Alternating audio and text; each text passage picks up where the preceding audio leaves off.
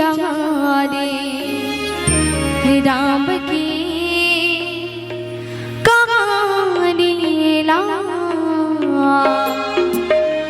हो कभू नहीं जा रे राम की कहानी ला।